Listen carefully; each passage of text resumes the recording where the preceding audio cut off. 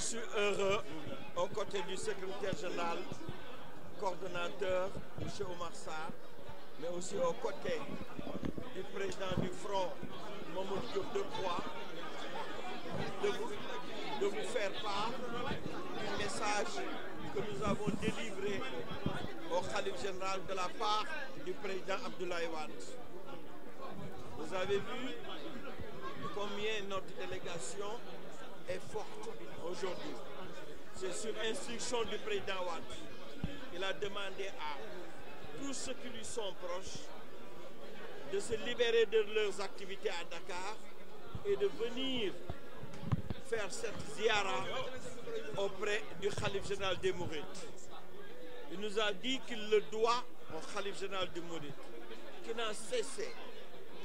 pas un moment, à lui manifester toute l'attention nécessaire, à lui manifester toute son affection,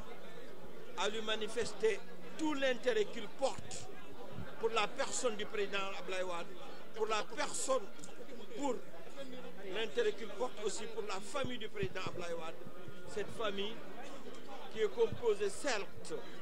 de ses enfants biologiques, dont Karim Wade, mais aussi de ses enfants de cœur que nous sommes. Aujourd'hui, il nous a demandé, par des paroles très fortes, de remercier le khalife général des Mourides, de réitérer ses remerciements, son attachement à la personne du khalife général des Mourides, mais surtout son attachement indéfectible à l'endroit de Cheikh Ahmadou Bamba. Il nous a dit très tôt, il a servi, très tôt il a servi, il a eu à servir la cause du mouridisme. Rappelez-vous que dès 1958, il avait eu à écrire sur le mouridisme avec la doctrine économique du mouridisme. C'est quelqu'un qui a toujours cru en Cheikh Ahmadou Bamba, qui a toujours considéré que le seul guide qu'il a, c'est Cheikh Ahmadou Bamba. Ça, c'est bien avant qu'il soit au pouvoir. Au moment où il était au pouvoir, pendant les 12 années, il a dit partout haut et fort, sans avoir à marquer un désintéressement vers les autres, il a toujours dit qu'il était un mouride, quelqu'un qui croit fortement en Cheikh Ahmadou Bamba. Aujourd'hui aussi, loin du pouvoir, il continue de manière encore plus déterminante, de manière encore beaucoup plus forte, à nourrir les mêmes sentiments à l'endroit de Cheikh Ahmadou Bamba, qui demeure son guide et qui restera toujours son guide.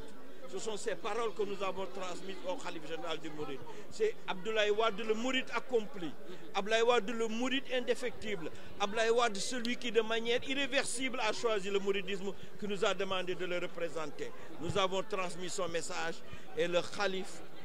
a beaucoup apprécié et surtout a renouvelé des prières à l'endroit d'Abdoulaye Wade, à l'endroit de sa famille biologique, dont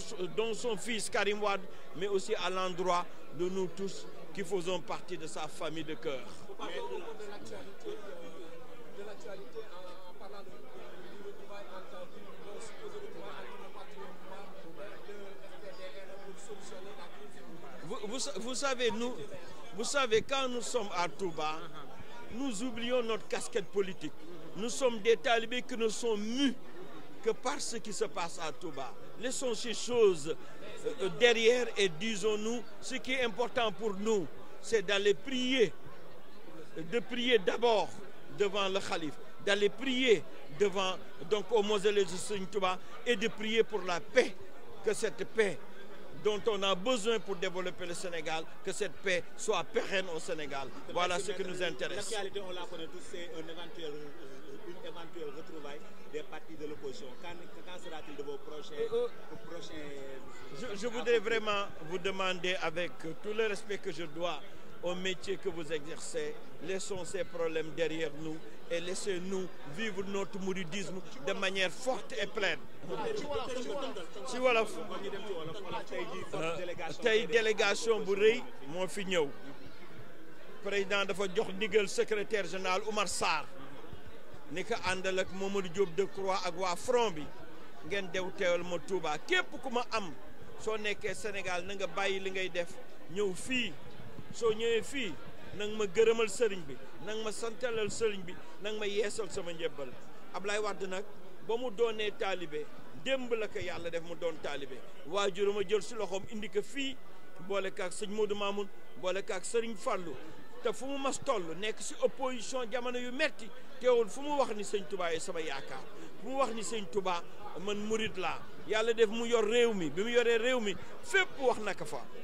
teewul yeneen këru diine yëpp mu jox leen seen cër waaye fu mu dem wax ni man murit laa tey la gën doon nag murit tey la gën sant Serigne Touba ndax ñëpp a xam ni fa mu nekk dëkk fa mi ngi si jàmm yàlla may na ko wér gu yaram yàlla may na ko jàmm doomam ji nga xam ni yàlla daf ko teg ay nattu boobu gëm na ni woyof na ndax Karim ku dem fekk sa biir kaso ba daa xam ni kii jaaxlewul kii tiitul am na ñu fay dem sax dañ koy ñee di wax ñii dafa gën am yaram dafa mel nii te boobu lu ko waral ànd ak Serigne Touba ànd googu nga xam ne ànd na ak Serigne Touba tey la ko Ablaye gën yëg si yaramam moo tax mu ni dama leen yabal ngeen dem santal ma sëriñ bi ngeen gërëmal ma ko ngeen yeesal sama njëbbal lii moo doon jottali sëriñ bi